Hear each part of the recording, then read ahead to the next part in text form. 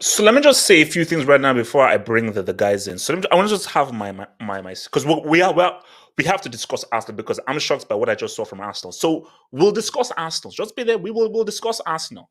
But my Lord in heaven, man, Potter should still be sacked. Let's keep it a stack. I still want Potter sacked. I still want him sacked. I still want him sacked. But at least it's a win. At least it's a goal. But how much can you celebrate when you've beaten a guy who are in relegation? So we're going to talk about Chelsea and people's views on Chelsea. I've already given my reaction, but just to summarize, better. Subs were trash. Havertz is still playing 90 minutes. And I'm just hoping that you can take this and see what's up for Tuesday. But make no mistake, despite this being a 1-0 victory, it does not change my viewpoint that Hufflepuff Potter should still be sacked. As far as Arsenal goes, bro, I mean, maybe it's destiny.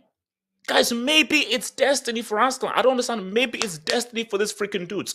Because when I saw it was 1-0, okay, final comeback, 2-0, and I think it fits into me, it's 2-0. So, okay, no, it's a done deal. That's why when it was 2-0, I was like, oh, Arsenal. I put out the tweet. And for them to come back and actually make it 3-2 and in the 96 minutes, maybe it's destiny. Arsenal fans out there, Rodney, I know you're up in there. Maybe it's destiny that Arsenal are just going to say, what's up? I'm still sticking with Man City. Call me crazy, call me mad, call me wild. I'm still sticking with Man City to say what's up, but maybe it's destiny. So we're going to discuss Chelsea. What does the victory mean? And we're also going to address Arsenal as well, man. So let me bring in my guys, man. Let me bring in my guys up in this piece, man. So we're gonna get to Arsenal, man, because I definitely want to discuss Arsenal. But first of all, man, I think it's only fair that we give our thoughts on the Chelsea peeps, man. So Abdullahi has this because Abdullahi, you said Leeds would win this game 2-0. Has this changed your viewpoints on the Potter boy? Abdullahi, are you there, bro? Abdullahi. I'm there. Okay. Yeah, talk to me. So has it changed your viewpoints? 1-0 victory? Yes, 3 points.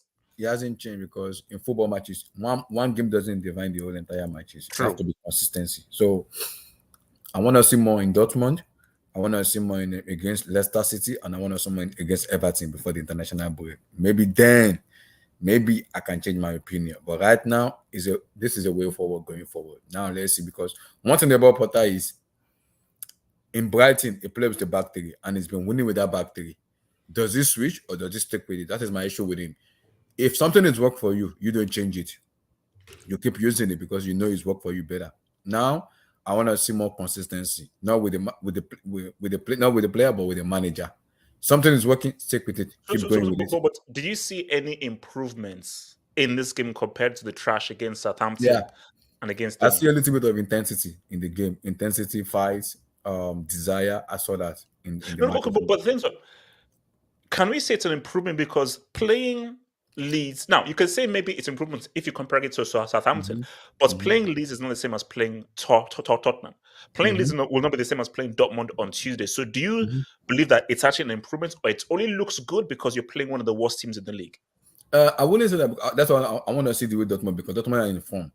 They're very informed. They're one of the most informed teams right now. I want to see how we play against them at home. That will change. Maybe that will change a little bit view, but right now, how did Havertz play 90 minutes? Can you please explain? Because I don't understand. I think that's what the problem is. What does Havertz provide that I can't see? This is what my issue with Potter is. Aubameyang is on the bench. That's our claim. Play someone that knows how to score the goals. Play him. You are playing Kai Havertz. It doesn't do anything. Play Oba to score you goals. At least you took out Felix. Okay, fine. Play Oba. Someone that can score goals. Kai Havertz had decided in the first half. Square ball to Felix is game over. You want to chip the goalkeeper. It didn't go well. So those are a little bit of decision where the manager has to look at the player and talk to them and say, you guys have to finish this equation. But 1-0, yes. Now the consistency has to keep continuing, because if this keep happening, we keep losing matching rubbishly, Potter House Brigade will come out again. But now a little bit everything is died down because of the win. Now the consistency needs to keep going. We have to see more consistency. So you think that he has bought some time Yeah, to stay in? I think because there's an international break is coming up, so he has bought some time. He has, for me. He has. Kenny, are you now Potterhead man? Has he won you over with this victory over the great Leeds United? No, because I was never fully Potter out. Like I said, I think give him to the end of the season at least. But one win is not going to change because if he loses against Dortmund, he's still going to be Potter out anyways. So the only thing that can save any manager is winning at the end of the day. But did this victory and performance give you any kind of confidence of, okay, maybe this team is going in the right space? Did he say anything about, okay, look, things actually improved upon the trash from the previous games?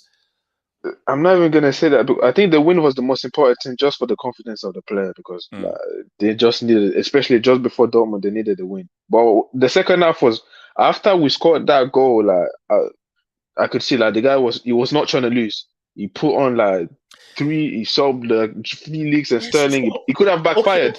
Okay, so are you saying that those subs were because he didn't believe that Chelsea could get the second goal, so he was worried about losing the 1-0 lead? That's what 100%. Yeah, 100%. It was I'm 1-0. I'm shop. I'm just closing shop. I'm trying to defend this lead, and he could have backfired because we invited pressure. But obviously, the win was the most important thing. So we'll see Tuesday against Dortmund. And honestly, the thing as well is because when he first came in, he was playing through at the back, and then he tried switching at 4, and then I think obviously the new signing, and then I think he was trying to pull too much new signing. If you stick with the 3, if you're more comfortable with the 3, even if you have to remove one of the forwarders, stick with the 3. You have to stay with whatever. I mean, again, I'm not sure what really works, because again, I don't know whether this will work against Dortmund, because Dortmund are a completely different side who are much better, way more informed, and not fighting relegation. But again, if it ain't broke, don't fix it. So if this is now won, you've got to go into Dortmund and play, okay, let's not take this into Dortmund and just hope that this can actually still be effective against Dortmund on Tuesday. Yeah. But the whole Havertz thing, are you happy with Havertz playing 90 minutes? No, not the 90 minutes. No, I don't think he should have played the 90 minutes. But I don't, like I said, I don't think it was as bad as, for me, it was all 3 forwarders, none of them, they played equally. Should have been subbed. Yeah, it should definitely have been subbed. But honestly, okay. Do you know? Maybe Abdullah can tell me. What's happening with Aubameyang? Is there something we don't know that has happened, like a personal thing that has happened as to why you have a striker on the bench, but he doesn't play a single minute? I don't know if it's Potter. It's more the board, but obviously then he shouldn't even be in the squad. If there is obviously an issue, he shouldn't be in the squad. But if the fact that he's even on the bench, what's the point though? Because I believe he was on the bench in the Tottenham game as well. Yeah, I think that basically since the run of form, the not scoring and all that, I think it was pressure that you have a striker, you at least have to have him on the bench. But for me, the thing is, you're having him on the bench, not even playing him. So that's the way he treated Aubameyang and the way he's treating other players. That's the inconsistencies. You're Aubameyang's not there, but Ziyech was in Paris. Because you do mean the attackers weren't great. And you have a striker right on the bench who's not played a single minute. And the person who scored was a defender, not an attacker. A defender was the guy who got the goal. So I'm like, what's the point of Aubameyang even being in the squad? For me, either he plays or doesn't even put him in the squad. What's the point of him being on the bench and he doesn't play at all? There's been an explanation, because if the guy in his place was actually performing well, then hey, it is what it is. But the guy in his place is performing trash. The whole attack line is not performing well. So at least let him go out and fail. At least let him go out, play and fail. rather than him not. So you have no ammunition to criticize Aubameyang because the last time we saw him play was ages ago. And these guys have been giving a lot of opportunities and doing trash. So, Bradley, want to say something? But I think the problem I have with Oba is with Potter needs to come out plainly and clearly. What the heck is wrong with him and Aubameyang? Because if you're gonna be relying on Kai Havertz, Kai Havertz doesn't give what Oba gives you. You see that chance Kai Havertz makes in the first half. Oba is scoring that, or you just square play that ball to Felix because that's a striker instinct. Someone who knows how to score. He will either chip the goalkeeper or square it back to Joao Felix to tap in. But Kai Havertz, he wants to score the goal. That's a little details as a player you need to understand. Everything's not about the manager telling you; it's about using your brain. Yeah. And I've been saying it. Kai Havertz for me has been faded a lot of time. In which I'm like, okay, Potter, this man is not working. Play someone that actually knows how to score. Today, Felix was making runs. Havertz saw him; it did not pass. I'm like, somebody is making runs. Can you pass that ball to someone making runs? Same thing when we had Timo Werner. He make runs. No one wants to give him the ball. I'm like, if Enzo Fernandez doesn't pass the ball, who else is passing? Nobody. No one else is passing. What the heck is going on? Okay, wait. Mike, what did you see from this Chelsea game before we roll over to the Arsenal thing? What did you see from the Chelsea game, man? Mike? Look, the only way you guys were going to score today was from a set piece. Bro, we'll take the wins, Javier. I know, you're desperate. You're desperate, bro. You'll take anything at this point. So, look, you got the win. You got the 1-0. That's good. But against Dortmund, and I guess you're going to talk about it more tomorrow in the Champions League preview, I don't know how you guys scored 2 goals in that game. Generally, I know Dortmund give up a lot of chances. Mike, I can't remember last time Chelsea have scored 2 goals in a game. Well, I think it was Bournemouth. Yeah, it was Bournemouth at home. Yeah, it was I think that was the first game after the World Cup, I want to say, for Chelsea. Yeah, so it's kind of... I'm just here to talk about Arsenal because that game was insanities. But yeah, look, Chelsea got the win. Good for you guys, but you just look like a team that are very fragile at the moment mentally. Like, when you get in front of goal, you're shaking at the boots on what to do. And Kai Havertz, yet again, he gets a chance. What did he have? Like 3 chances against Crystal Palace. Today, he should have scored. This guy's not a striker. So, yes, you can say bring on Aubameyang, but we see with Aubameyang, the guy's, I don't think he's mentally there to play football anymore. My thing, though, is you have to make a hard decision. If he's not fit enough to play, don't have him on the bench. So, if he's on the bench... I don't think it's a fitness thing with Aubameyang. I think it's just more him and Potter don't see eye to eye anymore. No, Mike. If you don't see eye to eye, he shouldn't be in the squad. Yeah, he should just be playing with under 21s then. Basically, my thing is that if he's not in the squad, then okay, we get it. There's obviously something that's happened recently, we'll get it. But if he's on the bench and the guy in his position has just missed a 1v1 and is not really doing anything, you've got to use him. Because for me, then you're being extra in just insulting a guy. It's actually more insulting having a guy on the bench or not using him rather than hardline. I don't want you, so you're not even in my plans at all. So you shouldn't even be on the bench. Was Fofana injured as well? Yeah, it was injured. I think it was injured. He was not in the squad. So it is what it is. So okay, look, let me just hit some those and then we'll get to this whole Arsenal thing, man. So when's the hangouts for La Liga, by the way? Best league. Oh, look. Miguel Rabines. Apparently, the new statement is coming soon, and I think that's why Boli is mostly going for young players, as the spending for transfers will be severely limited in the meantime, i.e. for Fofana over Skriniar. But my thing, though, is that's all well and good, but you have to actually get the right kinds of players. And you have to actually get players that fit into what the manager wants. My issue is, these players that have been purchased, are they purchased with Potter's vision and how Potter wants to play? That's my only issue. Is okay, get young players. Are these the right players for what the manager wants? That's my issue. Either God is an Arsenal fan or they're doing juju. Rossi, we'll get there. Did Roxy, shout out to you, LL. Dortmund will smack Hostage FC out of the UCL. Look, we'll see. We shall see. They're one of the most informed teams in Dortmund. We shall see. Cautious relief at the bridge. Game was defined by the win, but pattern still the same.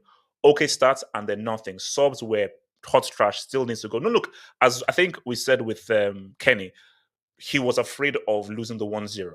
And he did not have enough confidence to get the second goal. So those subs were to pretty much, because again, how are you taking off Sterling? Sterling was the guy that caused the most. So I think he was like, bro, I'm under pressure. We need to win this 1-0. And as Kenny said, it's almost backfired, man. So that was cute. All right, let me just All right, let's hit this. Let me just, this is my stream marker, man. There we go. So I'm still sticking with City. But you know, so as I'm watching the thing that I'm watching, they keep you updated with the scoreline and so forth. So I think Mike, it was 11. So basically, when I watched, I was like 1-0 already, and then Mike said it was 11 seconds. Like, damn, what the hell? I was like, okay, look, they'll come back. It's early, they'll come back. Okay. Then when I saw 2-0, I had to put out the tweets, man, because I felt, come on, surely. I put out the tweet. I said Arsenal ... and then 2-1. I was like, okay, 2-1. 2-2. I was like, what the hell? So the Chelsea game then ended. I was like, oh, bro, it must have ended now. And then I look, and then it says like 90 plus 7, 90 plus 8, and then Reece Nelson scored in the 96th minute. Let me come to Nemo first, man, as an Arsenal fan. Nemo, because you've been very confident that you believe this is your year and so forth. After this game, do you believe that now this is your year, or you think that there are going to be a lot more of these dramatic moments, or do you just feel like if the football gods are just saying that no, this is Arsenal's year? 9 points, HH.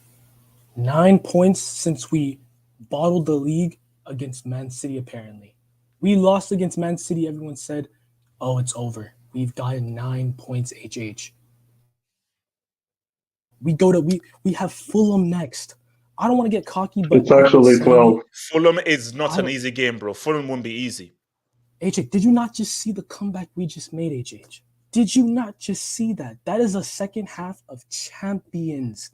Champions. I'm telling you, this team is not real. This team is not real. We have Fulham, Crystal Palace, and then Leeds after before Liverpool. Give me the rest of those 9 points, man. We're taking them. Oh man, I'm so excited. I am so excited. So, I cannot. So you just believe that you believe that you're gonna. How, okay, if you're going to give it a percentage as to your belief that you're going to win this league, because don't you dare say 100%, bro. Okay.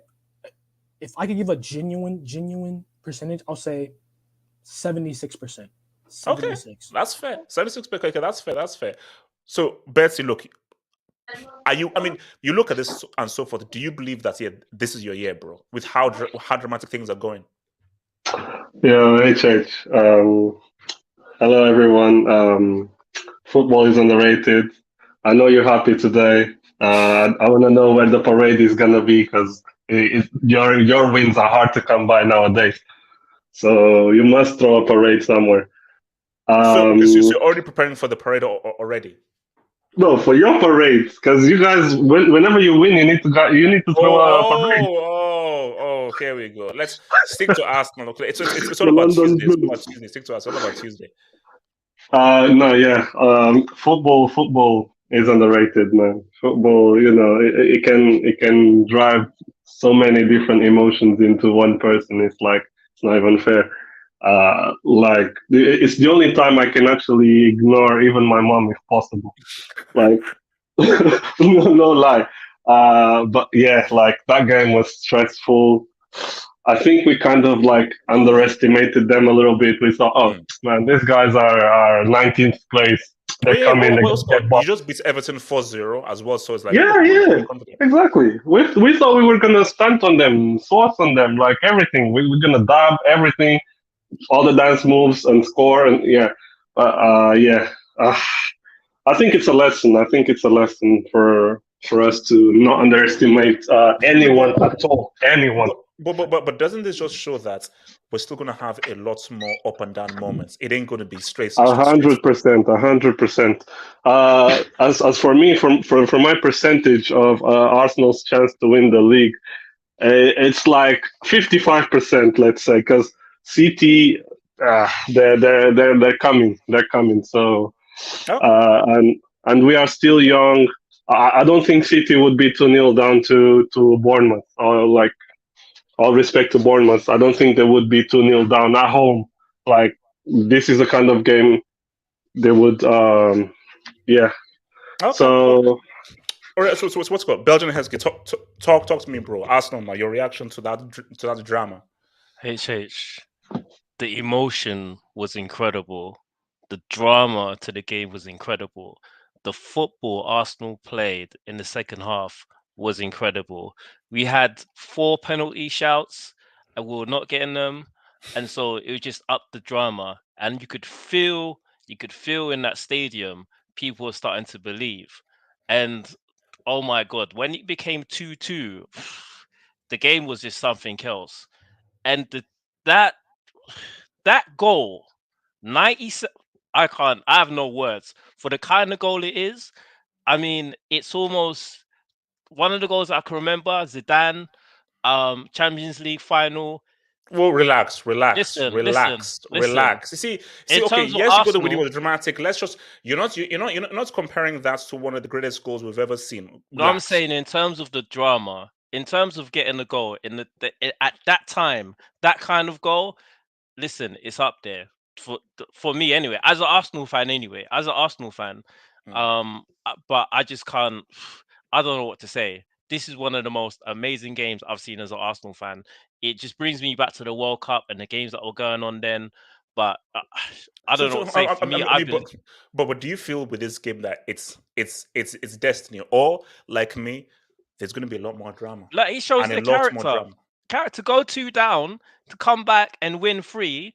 I mean, it just shows an incredible amount of character. And you got people like Gary Neville, there's continuously saying Man City, Man City, Man City. Listen, no. I'm still saying Man City. Look, see, I can't just change my viewpoint because see, if let's say it was 8 or 9 points, then but it's 5 points. 5 points at this stage of the season ain't nothing, bro. I mean, 5 points is nothing. I mean, if you look at things objectively, okay, we are 5 points ahead of them. Yeah. We still have to play them. That's going to be obviously the biggest game of the season. But I mean, the run into the end of the season is just going to be incredible. And I mean, as an Arsenal fan, that game was one of the best games I've ever enjoyed, to be honest with you. Mike, talk to me, man. Arsenal, man. Is this the year yet, man? I mean, they got everything falling for them at the moment. Not really falling, but they got the football gods on their side. I think that Aston Villa late winner really has changed the direction of this season for them. Because if they didn't win that game, I think maybe they would have been a little bit hesitant on, okay, do we have that late drama in us? Yeah. Bro, they were 2-0 down to Bournemouth. Bournemouth could have easily scored a third goal. I think it was Solanke who had a chance. I was like, what is going on here? Then they got the first goal. Then Reece Nelson showed up. He got the assist, and then of all players, he got the winner.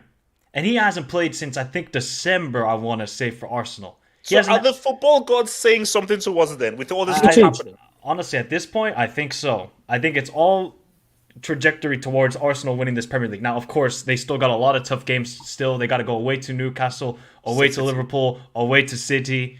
Not, I guess, home at Chelsea, you can classify it as somewhat a tough game, but Arsenal got a tough run in. But if they can keep playing the way they have, the second half, they come out as a different beast. Every single game, it seems like. The first half, beginning of the season, they were first half merchants. They would just kill off the game in the first half. Now, they got that late drama in them. So, I don't know what to say, but that was absolutely insanity for Arsenal. And I kind of hope they win it because they've been really good all season. And they're definitely bringing the drama for this Premier League.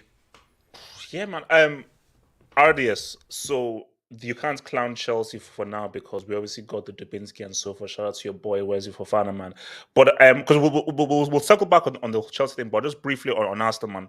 What do you see after that Reece Nelson dramatic winner? So I've actually been a course all day. So the game has kind of been less audio and less sort of background. So checking the scores, and last time I checked, Bournemouth were 2-0 up. Were 2-0 up. So, geez, this is going to be a big test if Arsenal are going to come back to here. Then before I turn on to you, I decided to go on Twitter, and I saw and I saw this. Can you share this, please? Can you share? Do I have to? I saw this. You do. So I saw this and I was like, right, okay, Arsenal got. RDS, look at Gatlock's first comment on it. You just scroll up, and Gatlock had the right idea. Because I was thinking this man is drinks pep. Come on, they were 2-0 down, and I was like, this is going to be Arsenal being typical. It's so funny because you can't help yourself. You're like, yeah, but I just need to tweet it. And Thank you, haters. Thank you from the bottom of my heart. No, I don't accept your thanks. I don't accept your So thanks. Keep supporting City, yeah. Oh, by the way, RTS. Yeah, do you still have that video of the Arsenal fan sacrificing the lambs or whatever it is? That's the juju. That's the juju. It's working. No. Are they doing it? Are they doing it, bro? Yeah, I think they are, man. I think they are, and I don't, and I mean that in the sense that, you know, it's one thing coming back or being able to come back is definitely two. I mean, they were 2-0 down.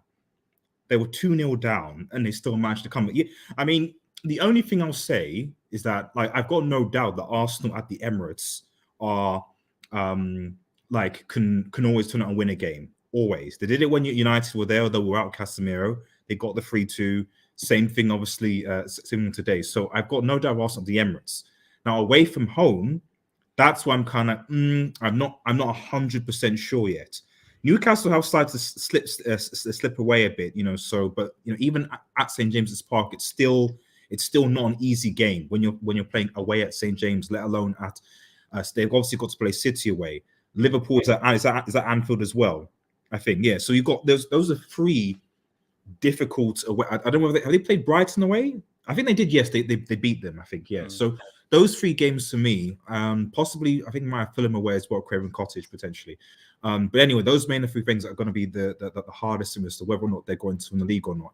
But I've always said this: like, if they go and beat City at their crib, for me that's a de facto game over, because I don't see psychologically how Manchester City come back from that. Because we know that Manchester City are going to drop points. I know they beat Newcastle today, but you know they'll play Liverpool, I assume, at some point, and they'll drop points. They are going to drop points, and right now they're 5 points behind. So shout out to Arsenal, shout out to little bro. Little bro was winning the league, and shout out to Big Bro. Big Bro got their win, so it is what it is. Oh yeah, and also shout out to Spurs. They lost to Wolves away. Yes, shout out to Spurs. Yeah. That much for away, man. Mr. So let us talk about Mr. Ismail. Should we have more faith in Potter after getting the Dubinsky? Should I be confident now going forward with Hufflepuff and so forth? First of all, big up to everyone. Hey, big up. I just got back from the game. I'm just parked up right now. Hey, wait, from the bridge. Yes. Can I just ask? Were there booze? Were there booze? What was all through the game? All through the game, HH. The only time that we had a turn when it comes to the fans is after the 75th minute. But before that, every chance that was being missed, even that run. Do you remember when Chilwell had the choice to pass it to Gallagher on the right, and he cut in? Everybody was booing, like literally all through the game until the 75th minute. They stopped for 10 minutes, and then the last 5 minutes it was back to normal. But most of the game, it was all boos. Back your team, guys, man. Back your team, man. Okay. What is your view after that win and so forth? What is your view? Are you like, okay, maybe Potter can direct Chelsea in the right direction, or are you like me where it's Leeds? Yes, you won and so forth. Yes, it was a better performance, but you can't use that as a good sample size as to this is the right guy going forward, because really it's all about Tuesday and move forward. Because again, yes, you won. You're still 10th. Can you bring the table up, HH? No. Continue. I'm good at continue. Okay. To be honest with you, HH, I'm gonna put my Chelsea fan cap aside, and I'm gonna put on my footballing cap. And I'm gonna be honest.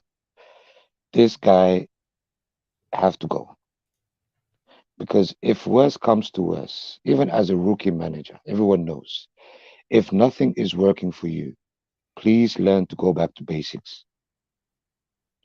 Basics says you need a striker. You need a number 9, sorry. Yes, number 9. This guy wants to play flowing football, but there is no efficiency in the final third. There is no end product in the final third, and there is no communication between the players in the final third. And Kai likes to drift to the left and to the right. He's not a striker. He's not a striker. Yeah, and you keep playing him for 90 minutes and 90 minutes and 90 minutes. I mean, it's atrocious. I don't think this guy is. I don't even think we can beat Dortmund, to be honest. If you're gonna do Timberlandic substitutions like this, I'm sorry. I don't think Dortmund are dangerous on the counter attack. And if you start bringing in Conor Gallagher and and Chalobah and Well, literally, I felt like we were but watching I the think Great Wall of China in the no, last he was 15 doing that minutes. because he was scared of the 1-0. He was scared of the 1-0. That's why he was doing that pretty much to protect the lead man. So okay, so do you know what's happening with Obama? That's what I want to know. Do you know whether there's an issue with Obama? That's what I want to know, because what is the issue with Obama? What is the issue of a guy who you know is a striker but is left on the bench for a guy who you know isn't a striker and does nothing in Havertz? I guess he just doesn't fancy him. I don't know. Don't put him on the bench. They don't have him on the bench. I don't know what he's doing with Obama. You know that's what why I think it's sorry. Go ahead. Yeah, you know what I personally think. I think we said it in Abdullah's stream last night.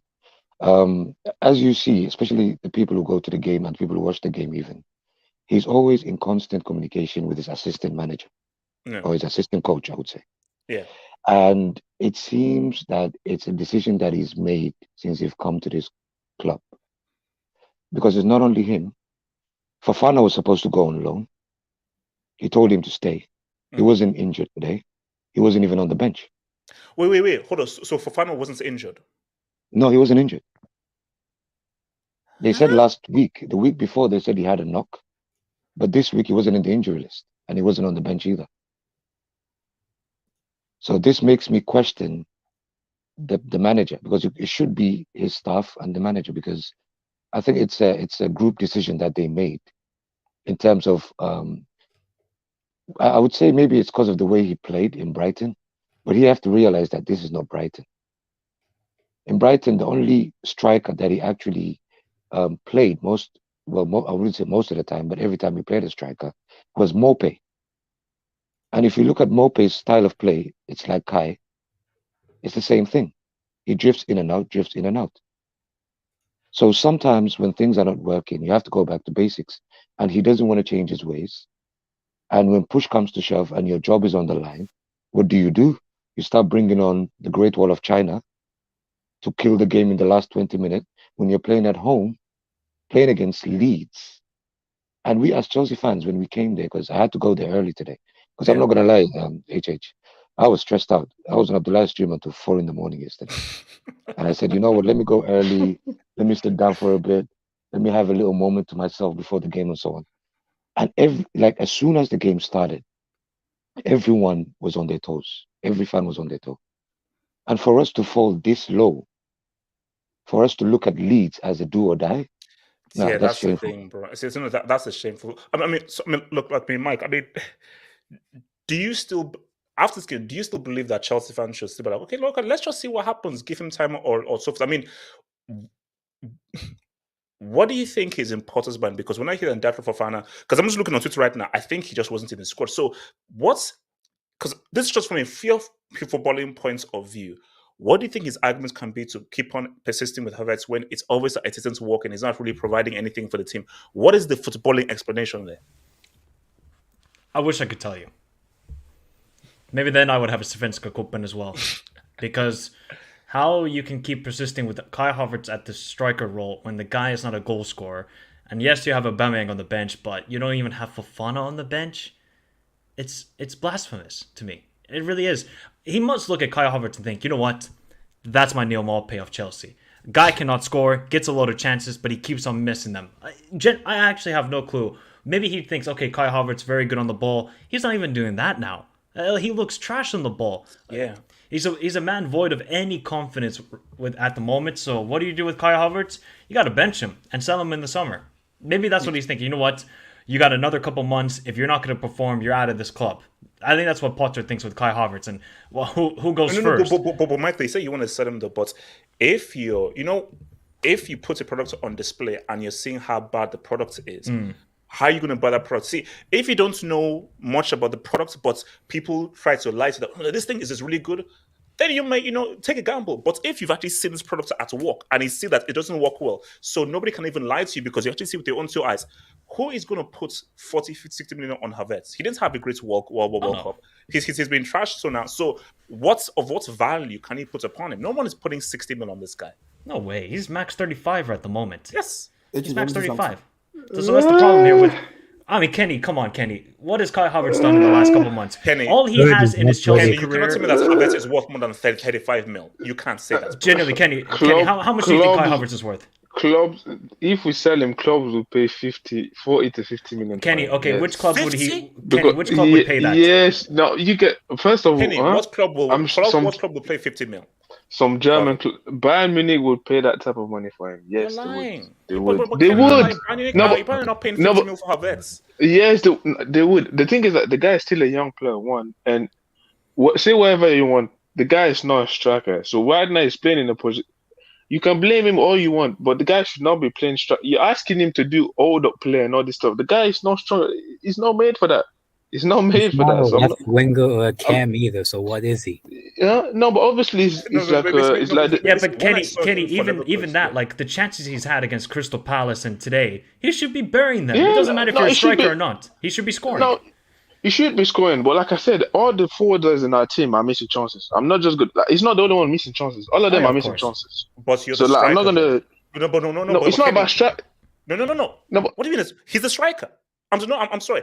If you're the striker, if you play the role of the striker, I am going to be more critical of you than any other player because the striker, your main job is to score goals. Because if Aubameyang is on the bench, Fofana's not even in the squad, and Havertz, you're now in their position, you should be scoring goals. So if you're not scoring those goals, I'm going to be more critical of you than anyone else. Because that's your job. When we say striker, like he's not really playing as a striker. Well, as we said, like then Kenny, then what the hell are we? But Aubameyang played at the beginning of the season. He did all right, but Aubameyang had game where he was terrible as well. We know what Aubameyang is a ghost as well. How many chances has Havertz had?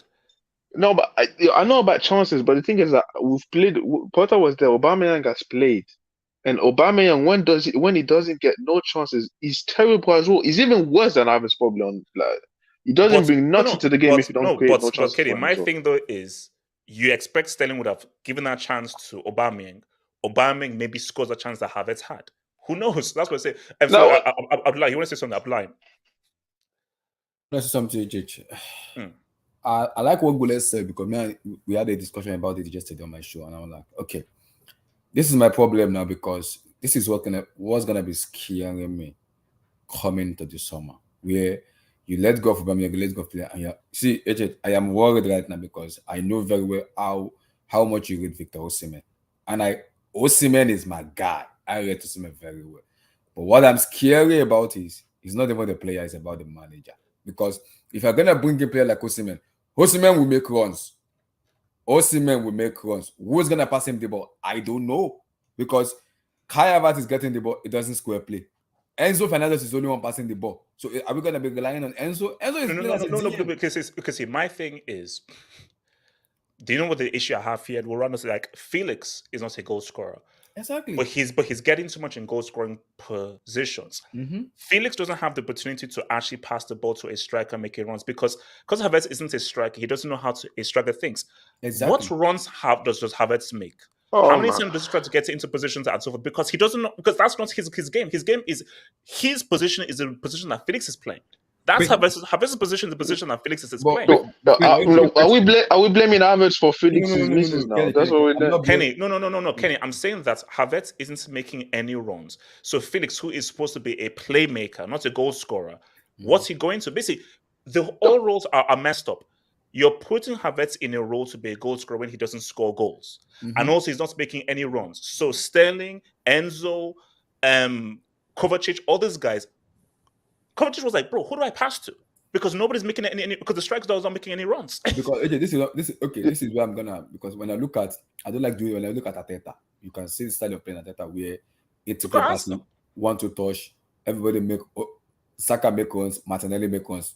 There's Granit Xhaka, there's so many of them, they make runs and you're gonna give them the ball. My criticism on Potter, where I'm gonna be okay, let me see what he's gonna do with it, because we are talking about Aubameyang. We don't know what is going on in the dressing room and training pitch. We don't know. That's what I'm saying. When the summer comes in, and we're gonna be spending close to 150 on Victor Osimhen. That's my fear, because it's not about the player, it's about the price tag. De Laurentiis, bro, isn't like 150 for Osimhen. We're gonna buy Osimhen for 150, and we have a mannequin as a manager who Why doesn't know what is you playing. already have No. a number 9 Abdullah. No. We have a manager who doesn't even know what he's doing. Because I'm not gonna question the player. I'm gonna look at the manager and see what the heck are you doing? Instruct your player to tell them what to do. You're like wait, hold on. Let me come into. Okay, so Matt, real brief, man, before we go. So Matt, your thoughts on the game, bro? Are you now potting? Has Hufflepuff risen, man? Have you brought Quidditch back? But he's done dog shit to even change my mind. This game was still shit. Like, we bet Leeds 1-0. 1-0. And we're coming here changing our mind. Did you not see we played with 6 midfielders today? 6 midfielders. What was... I'm just so shocked. I mean, I'm seeing these fans celebrate. I'm like, yeah, all good. Celebrate. Wait, fine, hold whatever. on. But They're fans celebrating? yeah, I was just on the channel right now. They were celebrating the win, talking about the win. I go, what win? We bet Leeds. These guys are getting relegated. I think we had some good performance. Wait, sorry, one quick question. Your previous manager, did he beat Leeds? No, he lost 3-0. But our previous manager had a 75% win rate compared to 28.5% win rate. So that's the difference. But everyone can beat everyone can beat it. You're right. But we had some outstanding performances from Kepa. Unbelievable. Fofana was unbelievable. So we had some individual greatness.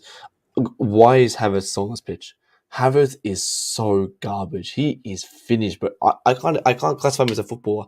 That is one of the worst performances I've seen from him, and he's had shockers. Where was he today? I didn't see him get a touch of the ball.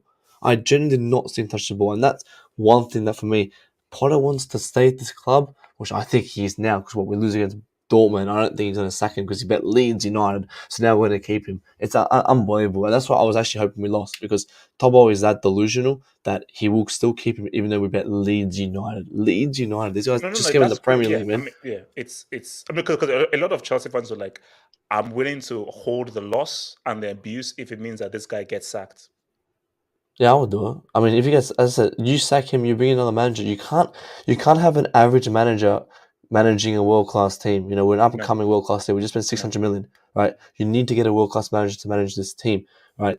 Thomas Tuchel was a world-class manager who managed an average team, right? So that's someone who can come in and win us a Champions League. So we've seen it. You can have a shit squad but a good manager. You can still win the Champions League. We can still win it this year, guys. We spent £700 million, right?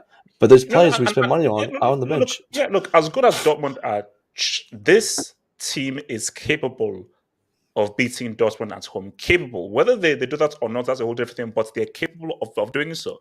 But if you have a manager that is setting the bar so low and is now looking at Leeds as a big game, then where's your mind? If Leeds like, this is like a massive, huge game, this is a huge 3 points, then say, bro, because you've just taken the standards all the way down. Didn't Tuchel lose to Zagreb, though, right?